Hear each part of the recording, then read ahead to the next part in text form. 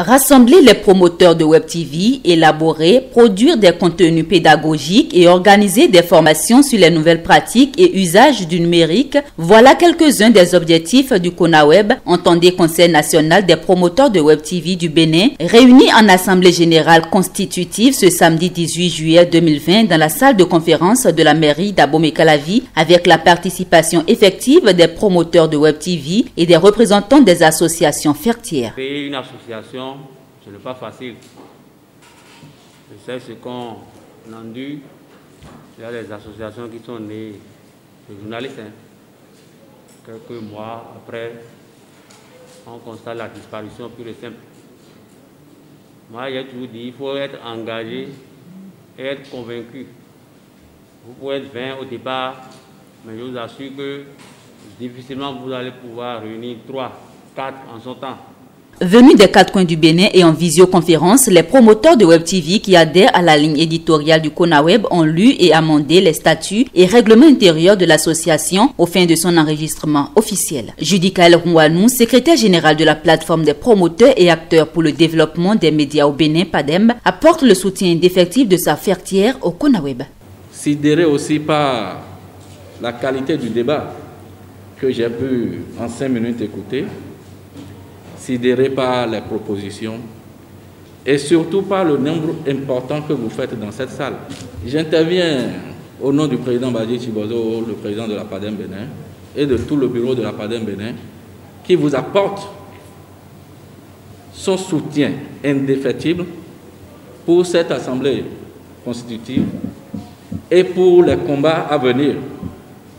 Le CNPA, représenté par son secrétaire général, M. Fortuné Assoba, loue l'initiative et rappelle l'importance de la vie associative. Le CNPA est toujours ouvert à voir chaque fois l'évolution de l'actualité en milieu de la presse, des promoteurs de la presse en général et des nouveaux médias en particulier pour modifier davantage son statut et règlement intérieur afin que tout le monde se sente concerné, que chacun sente qu'il y a une organisation qui est porte-parole de tout le monde.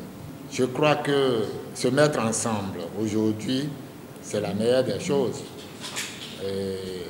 La presse en général et les nouveaux médias en particulier en ont besoin parce que aujourd'hui, pour faire face à ce que nous avons en face, permettez-moi de le dire ainsi, on a besoin d'être en association. Et je voudrais insister sur la compréhension, le dialogue, et afin que tous les acteurs des nouveaux médias se mettent ensemble.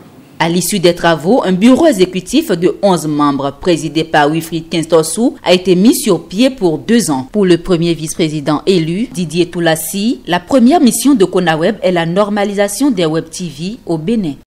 Aujourd'hui, nous sommes rassemblés ici avec tous les compartiments du Bénin. Et je pèse mes mots. J'ai vu le nord, j'ai vu le sud, j'ai vu l'est, j'ai vu l'ouest.